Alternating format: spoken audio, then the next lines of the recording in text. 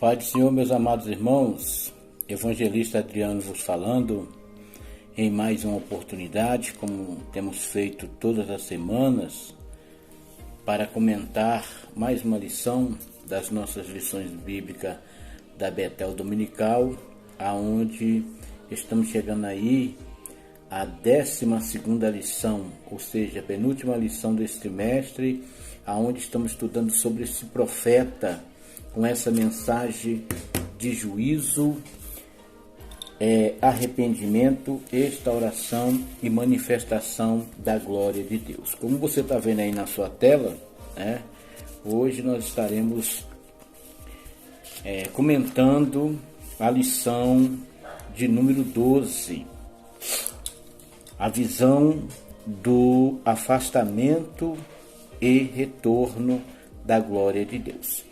Mas antes de entrarmos na nossa falação concernente ao assunto da lição, quero vos convidar aí a deixar o vosso like, quero convidar você a comentar a lição, a se inscrever, compartilhar, e ao se inscrever também você clicar aí no sininho das notificações e marcar a parte todas, que é para você receber os nossos comentários sempre que ele for postado, tá bom?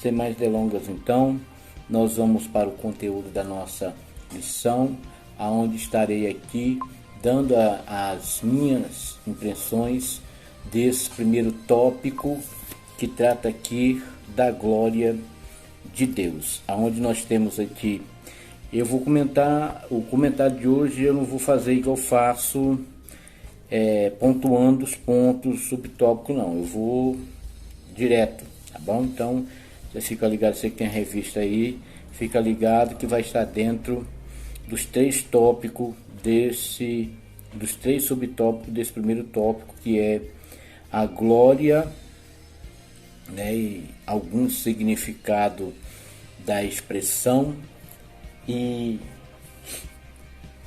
a revelação em sua natureza e a revelação revelada em sua natureza, revelada em Jesus Cristo, tá bom? Então, tema da lição nós já falamos, tá aí na tela do nosso vídeo, que é o afastamento e o retorno da glória de Deus. Agora, a pergunta que não quer calar: por que a glória de Deus saiu do meio do povo? A resposta, meu querido, é simples. Está de acordo com o objetivo desse primeiro tópico. Deus não habita no meio da impiedade. Simples assim. Deus não habita no meio da impiedade. Deus não está com quem pratica impiedade. Debulhando isso, Deus não está com uma pessoa que é desumana, insensível, não tem piedade, que é cruel, indiferente e intolerante. Deus não está com quem pratica barbaridade. Todos esses adjetivos, eles pontuam o caráter de uma pessoa ímpia.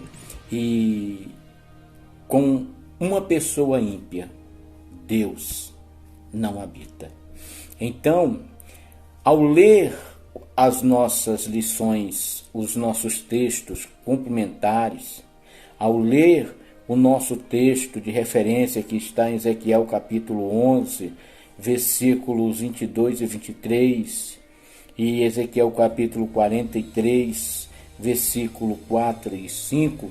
E para quem está acompanhando paulatinamente as lições desse trimestre, fica-nos entendido que todos esses adjetivos que acabamos de falar acima, eles se manifestam nas práticas desses líderes do povo de Deus. Olhando tudo isso, nós vamos ter esse entendimento. E o entendimento também de que eles faziam tudo isso propositalmente, tudo para que desagradassem a Deus. E pior ainda, meu querido, eles desencaminhavam o povo a fazer o mesmo. O povo a fazer as suas mesmas ações.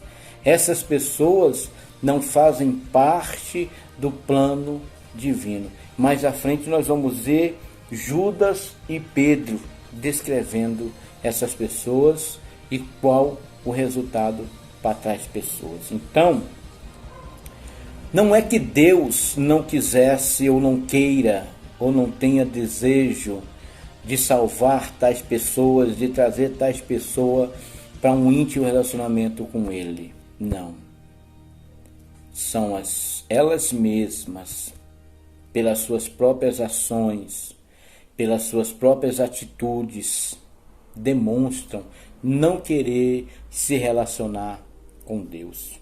Veja, isso fica claro no diálogo de Ezequiel com Deus em Ezequiel capítulo 8. Ezequiel capítulo 8 mostra bem isso. A expressão, cada vez que Deus ia falando com Ezequiel, a expressão mostrando as abominações desses líderes. Então a fala de Deus era: Ezequiel, isso que você tem visto, essas coisas que você tem visto, não é nada. Eu vou te mostrar coisas piores ainda. Toda esta fala, querido, mostra a condição espiritual em que esses líderes de Israel decidiram viver. No capítulo 11 de Ezequiel, Deus fala do juízo contra esses líderes. E quando Ezequiel estava entregando a mensagem que Deus havia mandado ele entregar aos líderes israelitas, Pelátria, um dos príncipes do povo de Israel, um desses líderes, cai ali morto imediatamente, instantaneamente. Naquele mesmo instante, tal acontecimento assustou Ezequiel. Tal foi a impressão, o impacto que aquilo causou em Ezequiel, que ele chega no mesmo instante questionar a Deus se Deus iria fazer com o restante dos seus irmãos o mesmo que fez com Pelátria. Meus amados irmãos, o plano de Deus que nós temos visto durante todo esse trimestre é habitar com o seu povo. Para isso Deus revela em sua palavra para nós nos aproximarmos de Deus, para que nós possamos nos aproximar de Deus, temos que viver segundo a vontade de Deus. E essa vontade, ela é manifesta pelas instruções que a nós é dada pela sua palavra. Essas instruções mostram também o que mantém alguém afastado de Deus é o ir na contramão dessas mesmas instruções. Uma outra coisa que nós vemos aqui, irmãos, meus irmãos, o Deus que nós servimos é bondoso, misericordioso. Veja que além dele nos dar as instruções, para nós não nos perdermos no caminho, ele ainda nos concede o Espírito Santo para ser o nosso guia. Veja, meus queridos, que quantos têm buscado esses meios sociais, ou plataformas como essa, pessoas que sejam os seus guias, pessoas que sejam os seus influenciadores, e que na verdade o que eles têm para passar não influencia para o bem de jeito nenhum, mas sempre para o caminho contrário à vontade de Deus. E nós temos o privilégio de ter o Espírito Santo como nosso influenciador, aquele que gera em nós a capacitação necessária para que possamos viver de uma maneira agradável ao Senhor. Então, meu querido, está no poder da escolha do indivíduo se ele quer viver para a glória de Deus ou quer fazer aquilo que o afastará da glória de Deus ou que afastará a glória de Deus da vida dele, como foi o caso dos líderes do povo de Israel. Já o povo que outrora era influenciado por esses líderes, quando teve as suas mentes, a sua visão clareada pela palavra de Deus, para a vontade de Deus, eles começaram a enxergar o caminho pelos quais esses líderes de Israel estavam os levando, caminho de obscuridade. E com o clarear da sua visão, foi gerado neles arrependimento. E o arrependimento, nós já aprendemos aqui, nos leva a viver como resultado uma restaurada intimidade com Deus.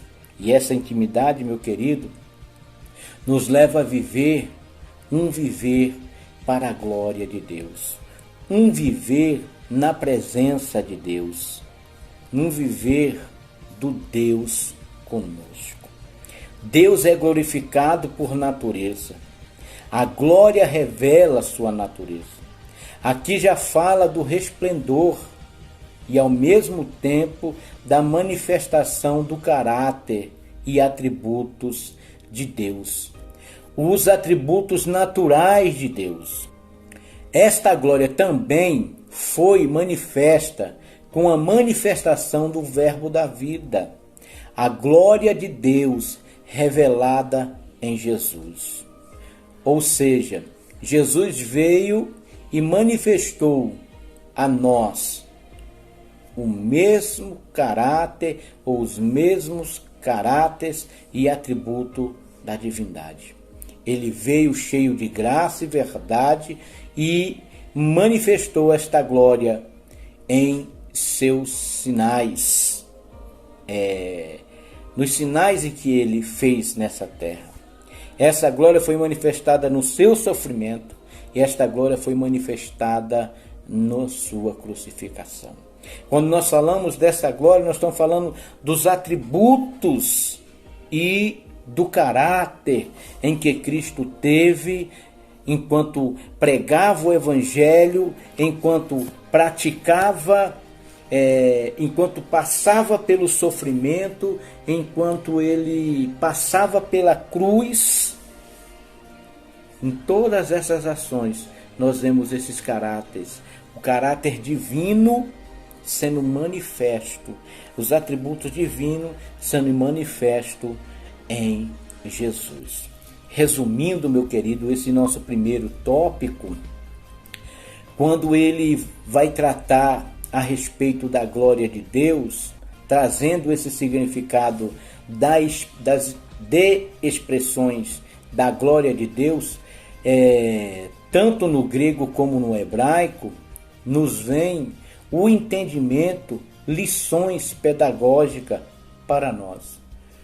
O foco do tópico, ou desse primeiro tópico, é mostrar que quando a glória de Deus é manifesta, ou é manifestada, não no sentido daquela manifestação gloriosa,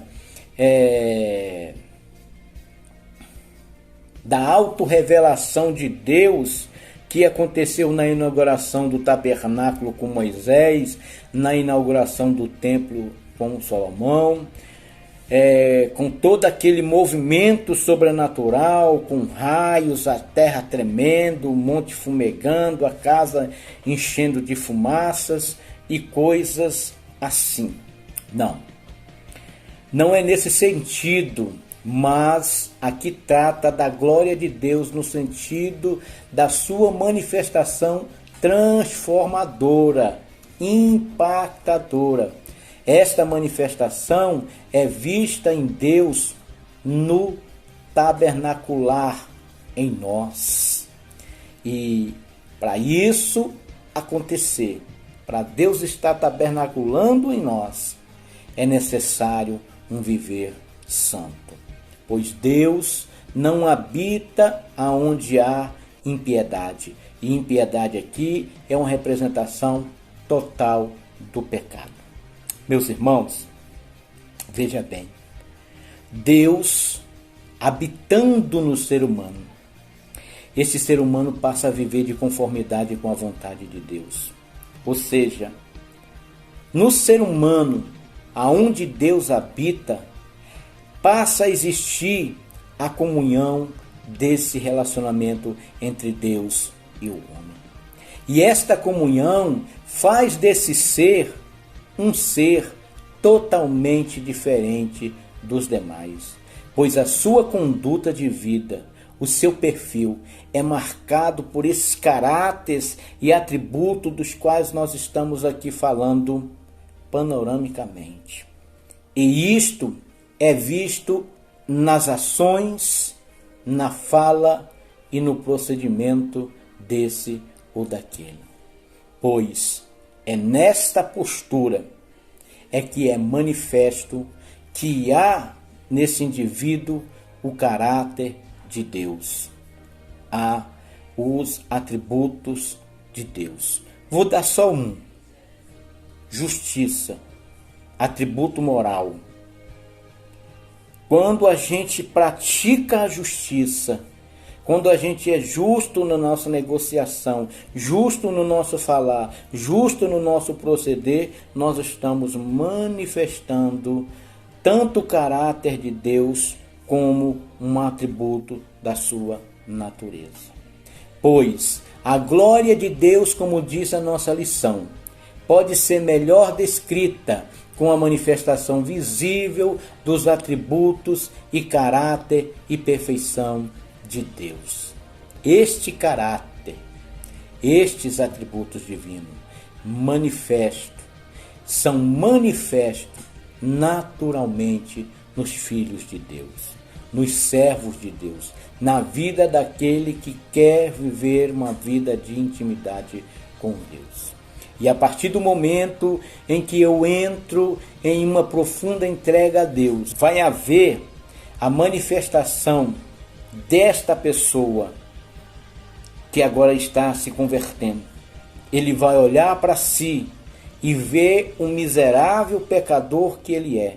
E vai agora, pelo Espírito Santo, entrar nele a força, a determinação, o esforço no seu limite de ele querer transcender, se é essa palavra que eu posso usar, ou ser transferido de um ser miserável a um ser totalmente parecido com Deus. E isto é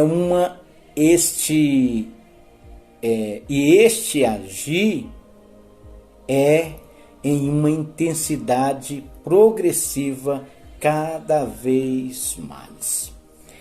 Assim, meu querido, vamos se esforçando, se desdobrando para ter um viver santo, justo, bondoso, misericordioso, compassivo, piedoso, que são esses atributos e caráter de Deus sendo gerado e praticado em nós.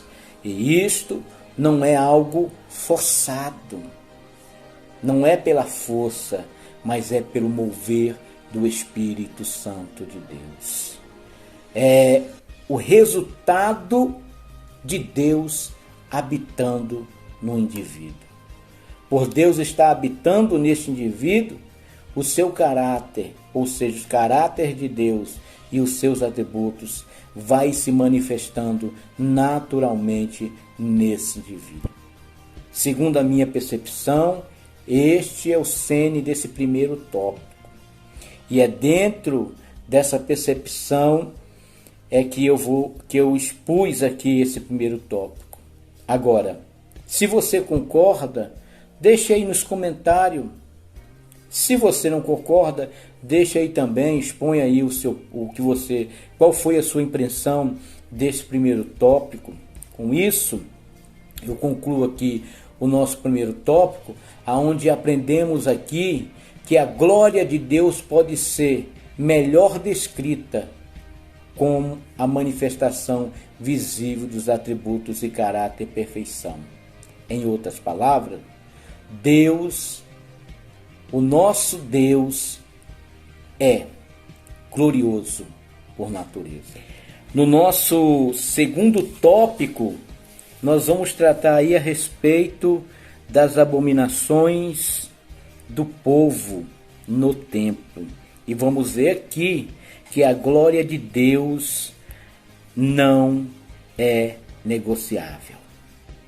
Então, aqui nós vamos ver que mesmo o povo, tendo a revelação da palavra de Deus, eles cometeram abominações que resultaram no afastamento da glória de Deus. E ao mesmo tempo estaremos tirando dessa nossa falação ou desta lição, lições importantes para que, com certeza, venha contribuir para a nossa edificação e o nosso crescimento, como já foi o nosso primeiro tópico, assim será o nosso segundo tópico e o nosso terceiro tópico. O nosso objetivo aqui é ser bênção para a vida dos irmãos. Então, dentro deste subtópico, ídolo e criatura acima de Deus, o 2.1 é de se notar, não é de hoje que Deus vem lutando e alertando o povo para se afastar da idolatria. Alguns reis do Reino Sul, que é composto aí das duas tribos, Judá e Benjamim, destruiu a idolatria no meio do povo. Mas era só esses reis bons morrerem que o povo voltava novamente a se manter debaixo dessa abominação, ou a se colocar debaixo dessa abominação. O que faz o homem errar? Nós falamos na lição passada, tornamos a dizer, é a falta de conhecimento. Este povo tinha a palavra de Deus, possuía a revelação da mesma, porém cometia as abominações descritas por Ezequiel e por outros, e com um agravante no templo, onde foi construído para adoração ao nome do Senhor. Este povo até tinha acesso à palavra de Deus, mas não tinham firmeza e nem profundidade na palavra, na revelação da palavra. O que nós vamos ver dentro desse tópico é que a glória de Deus não se negocia. Deus mesmo diz em sua palavra que não dá a sua glória a ninguém. Então, quando o povo deixa de andar pelo caminho que Deus havia dado a eles através de suas instruções e passam a andar pelo caminho do secretismo religioso, fazendo uma mistura de crença e doutrina que com certeza só desagradavam a Deus. E como vai dizer o texto de Ezequiel 8, dentro das suas recâmaras, eles adoravam aos seus ídolos secretos, e isso era feito dentro do próprio templo, aonde aqueles que possuíam autoridade e que deveria estar conduzindo a adoração a Deus, estava conduzindo dentro do templo que foi construído para Deus, adoração a ídolos. Isto é, sem dúvida, algo terrível que paulatinamente afastava a glória de Deus do meio deles. Meus amados, como eu disse, daqui tiraremos lições importantes que vai contribuir para o nosso crescimento e edificação. A lição aqui é que devemos fazer uma autoanálise, cada um de si mesmo, para saber se na nossa vida não tem se levantado, ou seja, ou sendo mais preciso, ver se na nossa vida não há ídolo secreto, se não estamos estabelecendo nos cultos rito e criatura acima do Criador. O que é levantar ídolos? Faça essa pergunta para te levar a refletir, assim como eu refleti quando eu cheguei nesse ponto. O que poderia ser ídolo na minha vida? Eu parei para pensar se porventura eu não estaria levantando algum ídolo na minha vida. Ídolo na vida de alguém, querido, é tudo aquilo que acaba tomando o lugar de Deus. É tudo aquilo que faz que o seu foco seja tirado de Deus e colocado em uma coisa, em um objeto, ou seja, que prende a sua atenção e te obriga naturalmente a você dar total dedicação e atenção a isso ou aquilo. Ou seja, você gasta boa parte do tempo dando total atenção a uma coisa, a um objeto, a um bem e etc. e tal. Enquanto isso, Deus vai ficando em segundo, em terceiro, em quarto lugar na sua vida. O secretismo religioso nos leva a isso. Secretismo religioso é o liberalismo teológico que coloca a razão acima da revelação, acima das escrituras. O secretismo religioso coloca a experiência acima das escrituras. O secretismo religioso é a mistura de diversas crenças e uma verdadeira salada. É a mistura de diversas doutrinas e credos que em si mesmos se chocam e se contradizem. No Brasil, vemos com tristeza o avanço desse secretismo nas igrejas, que estão repletas de multidões, mas vazia, rasa das verdades divinas. Muitas igrejas evangélicas estão prisioneiras desse secretismo, que na verdade são atitudes, ações, procedimentos dentro de cultos que têm desviado o povo da palavra e levado o povo a crer em objetos, em coisa. O miticismo impera aí também. Coisas, ensinamentos, doutrinas que não estão de acordo com a palavra de Deus. São igrejas, meus amados, que não têm imagem de escultura nelas. E nem crucifixo preso no pescoço. E nem símbolo de feitiçaria, idolatria ou coisa assim. Mas são prisioneiras de ações, de atitudes, que para elas, se aquilo não houver um ritual do culto, não houve milagre, não houve agir de Deus. Ou seja, são prisioneiras de vários tipos de crença que as leva a crer somente através da realização de algum rito religioso. E para elas, a bênção, a cura, a vitória e etc. só acontece se for através daquilo. Como por exemplo, vou dar um exemplo muito simples aqui que acho que todos conhecem. Copo com água. E outra coisa, esse copo com água, ele só tem efeito se para essa pessoa, aquela pessoa especial, orar nele. Como se esse ritual religioso tivesse algum poder espiritual de trazer bênçãos especiais para essa ou para aquela pessoa. Estas coisas, elas há muito tempo vêm sendo introduzidas no âmbito da igreja. E com certeza, na igreja que tem sido introduzido isso, o puro evangelho tem sido afastado do meio do povo de Deus.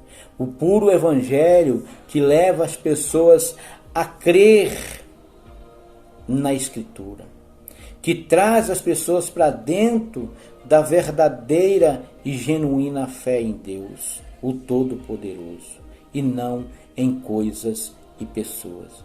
Infelizmente, a igreja brasileira precisa arrepender-se desse secretismo.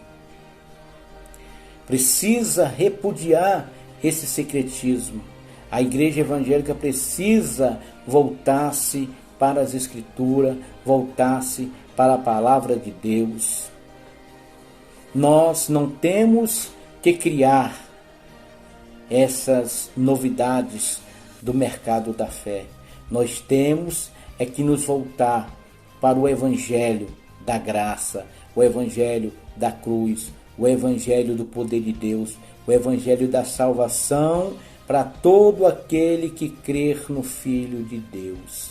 Em um Deus que quer manter um relacionamento firme e forte, manter essas pessoas firme e forte nesse relacionamento que as conduzirão à eternidade. Ao contrário desse secretismo religioso, que como nós vamos ver no 2.2, o foco dele é levar as pessoas a buscar o seu interesse pessoal e material acima de tudo.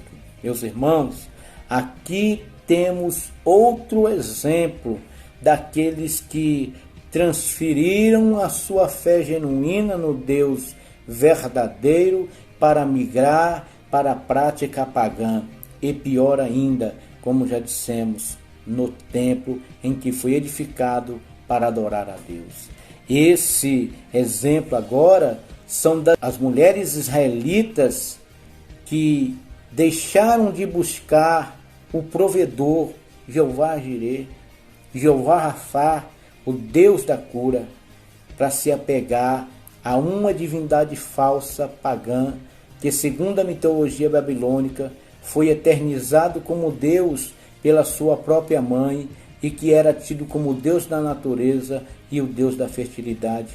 E com certeza essas mulheres buscavam Tammuz por uma cura das suas infertilidades, ou quem sabe para que a plantação de seus maridos tivesse uma produção abençoada. E assim por diante. E o pior de tudo, meus queridos, faziam isso em um local que foi consagrado para uma busca constante do Deus verdadeiro. E elas inverteram isso em uma busca constante a um Deus falso que levava elas o buscar pelos seus interesses materiais e pessoais que vinha acima de tudo. E como vai dizer a revista, são pessoas que estão mais interessadas em alcançar a satisfação de suas necessidades e desejos do que um relacionamento que se expresse em uma adoração segundo a vontade de Deus, em uma vida de obediência e fidelidade ao Senhor. Veja bem, a glória de Deus não se negocia. Pedro e Judas, eles descrevem de maneira fiel essas pessoas que elas decidem com a sua própria escolha, e o resultado dessas escolhas, Pedro diz que tais pessoas receberam o galardão da injustiça, porque o que eles amam, os seus deleites e os seus enganos, os levaram a ter como recompensa esse galardão. Eles têm olhos cheios de adultério e não se cansam de pecar. Engorda suas almas inconstante, tendo um coração exercitado na impureza, na avareza. Pedro os chama de filho da maldição. Judas diz que esses homens estavam escritos para o juízo, por serem homens ímpios e negarem a Deus. É como eu disse mais acima, Deus tem um desejo de salvar a todos, mas nem todos querem receber a salvação do Senhor. Negam a Deus, apacentando a si mesmo, como Judas diz aqui. Não tem temor, e que são nuvens sem águas, e árvores murchas, infrutíferas. Nós estudamos isso lá na lição 6, né? Que muitas das vezes esse infrutífero aqui não é que não tenha fruto, mas que os frutos que muitas das vezes estão dando são frutos podres, que só causam destruição. E Judas conclui dizendo, 2 vezes mortas e desligada, falando dessas árvores murchas e infrutíferas. Esta é a condição de todos que procuram andar pelo caminho da abominação. O resultado, meu querido, é a eternidade sem Deus. Essa não é a vontade de Deus, como eu já disse acima. Como foi o caso lá de Pelátrias, eu dei esse exemplo no tópico passado, né? Eles vão por esse caminho porque decidiram andar nos seus próprios caminhos e não acatar e nem aceitar a vontade de Deus, nas quais experimentar uma vida de adoração e viver em obediência a Deus. E por que esse povo não conseguiam, não acatavam? Porque eles viviam irreverentemente e indiferente a Deus e a seus ensinamentos, como nos informa o 2.3. Mais uma vez, vamos pontuar aqui alguns perfis das pessoas que decidem andar pelo caminho pecaminoso da impiedade.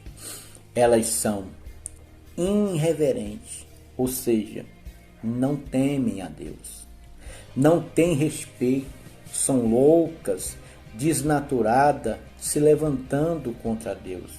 Como foi o caso de Danta, Abirão e Coré, como foi o caso de Ananias e Safira, como é o caso desses líderes israelitas que nós estamos comentando aqui.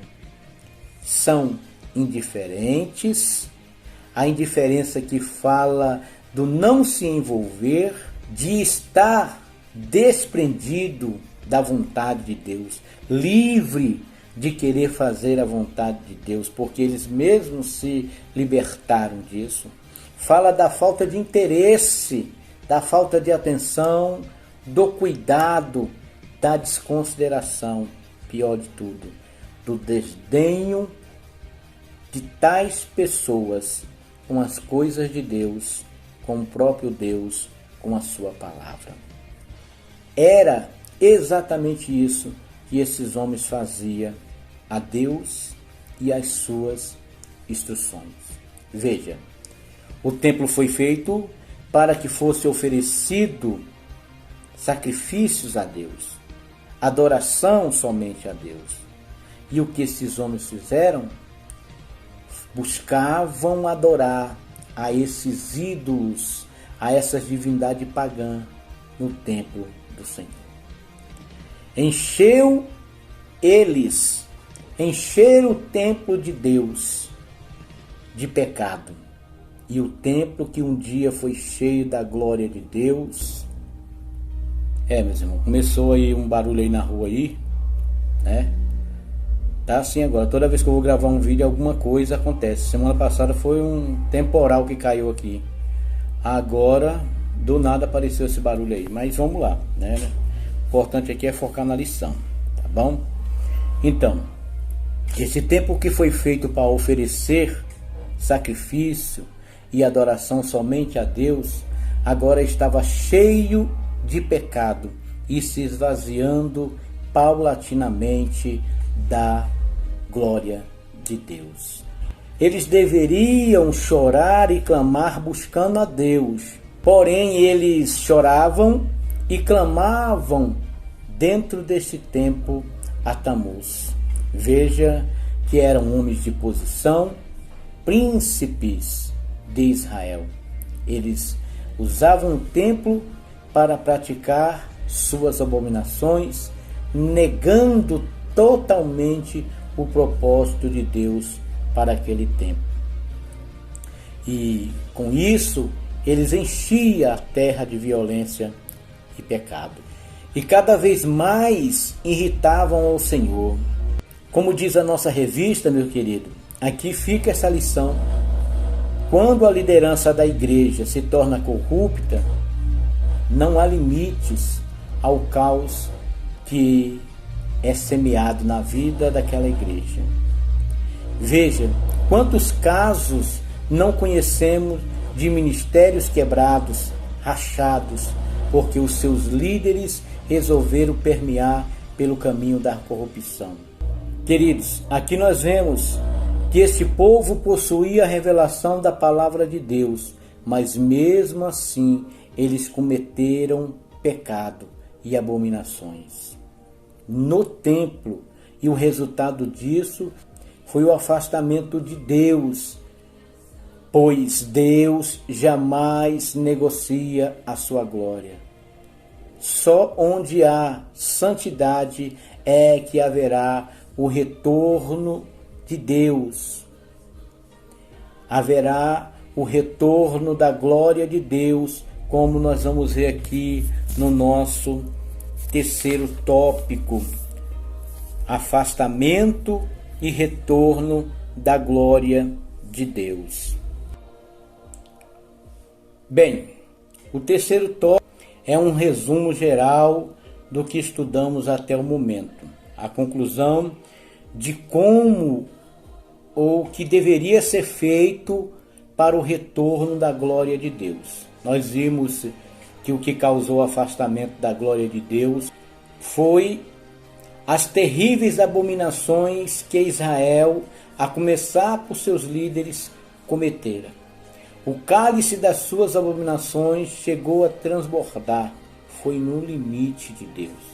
Mas a questão que nós vemos aqui de Deus retirando-se do templo, porque o templo estava cheio de abominação, não é que Deus estaria perdendo a guerra, era só uma estratégia de Deus para levar o povo a passar pelo caminho do juízo, caminho que os levaria a sofrer as consequências dos seus erros, como nós temos visto aqui nesse trimestre.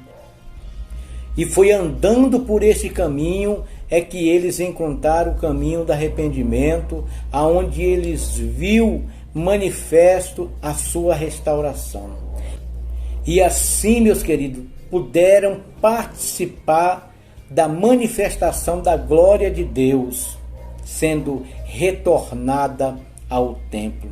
É interessante notarmos que Israel, depois do cativeiro babilônico, ele pode até ter cometido qualquer outro pecado, mas depois do cativeiro babilônico, o pecado da idolatria, nunca mais Israel se meteu debaixo deles. Ou seja, Deus pôs um ponto final nessa abominação na vida do povo de Israel.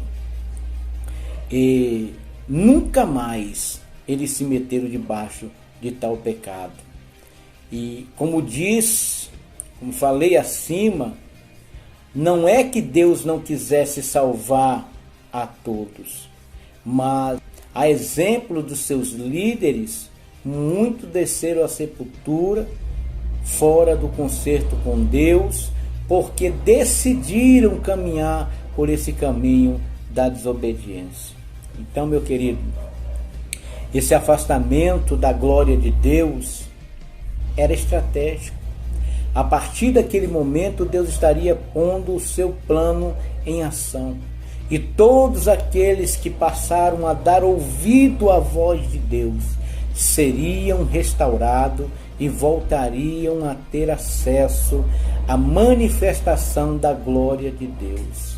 Assim como eles desprezaram a santidade e por isso houve a retirada da glória de Deus, deixando assim como eles desprezaram a santidade, deixando de atentar para as Escrituras e passaram a viver, a praticar tais abominação, e isso resultou no afastamento da glória de Deus.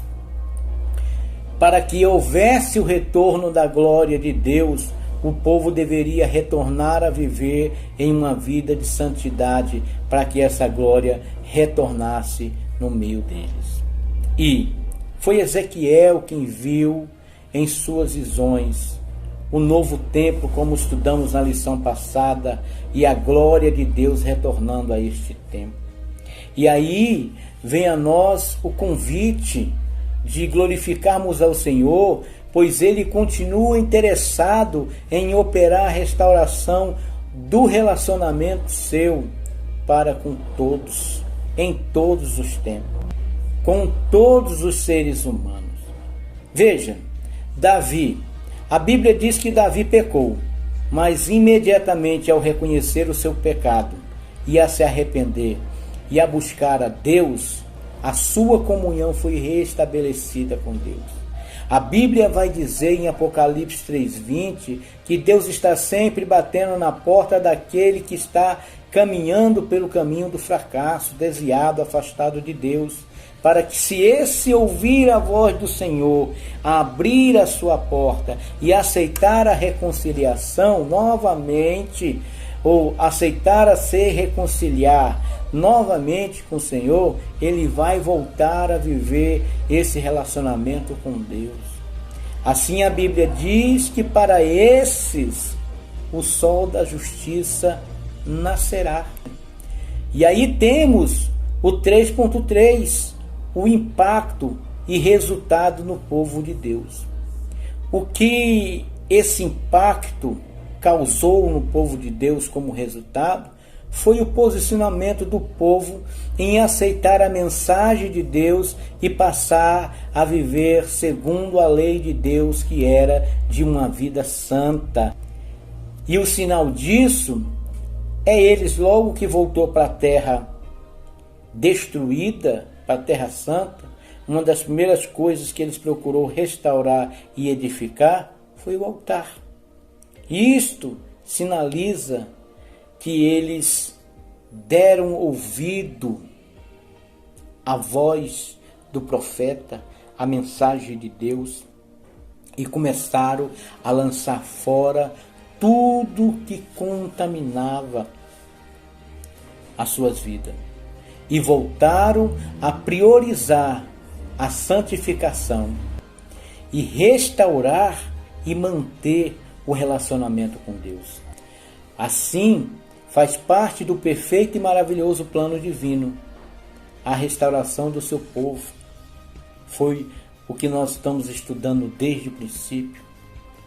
Meus amados, devemos viver no presente século procurando nos afastar de tudo aquilo que contamina e priorizando tudo aquilo que agrada ao Senhor. E assim, guardando a bem-aventurada esperança de que um dia o sol da justiça, Jesus, voltará. Este plano divino, meus queridos, para a humanidade, ele se cumprirá paulatinamente. Vimos desde o começo dessas lições que Deus tem um plano estabelecido antes mesmo da fundação do mundo. E Ele é poderoso para levar adiante o seu plano. Portanto, o que precisamos é estar firme na esperança de que Jesus vai voltar. E se estivermos firmes, estaremos para sempre com Ele na eternidade. O apóstolo Paulo mesmo nos aconselha que nós devemos consolar uns aos outros com esta palavra. Deus, em sua soberania, decidiu revelar a sua glória e deseja habitar ou tabernacular com o seu povo. Este plano foi plenamente manifesto em Jesus, que veio a este mundo cheio de graça e verdade. Assim, todos que estão unidos a Cristo recebem a graça necessária para um viver santo, agradável a Deus. As abominações praticadas no templo resultaram em um afastamento da glória de Deus. Porém, segundo o propósito de Deus, Ezequiel também viu o retorno da glória ao templo e o templo restaurado. Que Deus em Cristo vos abençoe. E como sempre faço, ali no começo e aqui no final, peço aí a você, ou lhe convido a você compartilhar essa lição com tantos quanto você puder, deixar aí o seu like, é muito importante para o nosso canal, e comentar o que você achou da lição. E se veio até aqui ainda e não se inscreveu, inscreva-se no canal. E não esqueça de acionar aí o sininho das notificações. Marque aí a opção todas, para que você possa receber todos os vídeos que for postado aqui no canal, que tem, como eu já disse, e retorno a repetir, o intuito de ser bênção para a sua vida, para a sua família. Que Deus em Cristo vos abençoe e até a próxima.